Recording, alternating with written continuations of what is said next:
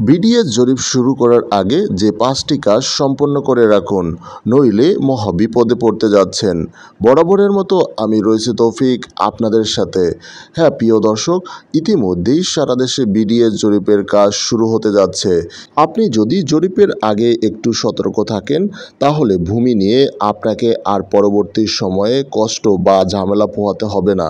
এজন্য আপনাকে যে 5টি পদক্ষেপ গ্রহণ করতে হবে, সেই প্রথম পদক্ষেপটি হলো আপনার জমি সর্বপ্রথম একজন সার্ভেয়ারকে দিয়ে অবশ্যই আপনার জমির আইল ঠিক করে রাখুন। প্রত্যেক আইলের মাথায় একটি করে পিলার দিন, কারণ এবারের বিডিএস জরিপ সম্পূর্ণ ডিজিটাল পদ্ধতিতে সার্ভে করা হবে। কারণ আকাশ থেকে হেলিকপ্টার যোগে ডিজিটাল ছবি নেওয়া হবে। এর ফলে আপনার আইলে পিলার থাকলে সহজে আপনার জমিটি আইডেন্টিফিকেশন করতে পারবে।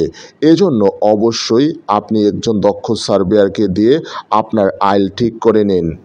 2 নম্বর পদক্ষেপটি হলো, আপনার যদি পুরাতন দলিল থেকে থাকে, যদি মিউটেশন করানো না হয়ে থাকে, অবশ্যই জলদি আপনি মিউটেশন করিয়ে নিন।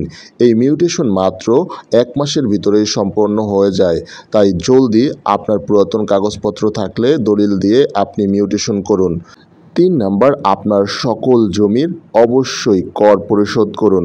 করের রসিদ সাথেই রাখুন, কারণ আপনাকে ভূমি কর্মকর্তা কাগজপত্র দেখতে চাইলে অবশ্যই আপনি এই করের কাগজ দিয়ে বোঝাতে চাবেন আপনি এই জমির ভোগ দখলে আছেন এবং সরকারকে উপযুক্ত কর পরিশোধ করেন।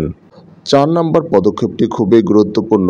আপনার জমি নিয়ে কোনো মামলা থাকলে অবশ্যই মামলার কাগজপত্র সাথে রাখুন, কারণ জরিপের সময় আপনাকে অবশ্যই তাদের বোঝাতে হবে এই সম্পত্তি নিয়ে আদালতে এখনও মামলা রয়েছে। এর ফলে ভূমি কর্মকর্তা এবং জরিপ কর্মকর্তা ওই সম্পত্তিটি রেকর্ড করবে না। আদালতের রায়ের পর উপজেলা বা জোনাল সেটেলমেন্ট কর্মকর্তা এই সম্পত্তি চূড়ান্তভাবে রেকর্ডে অন্তর্ভুক্ত করবেন। এজন্য অবশ্যই জমি নিয়ে ঝামেলা থাকলে আদালতের কপি আপনার সঙ্গে রাখুন।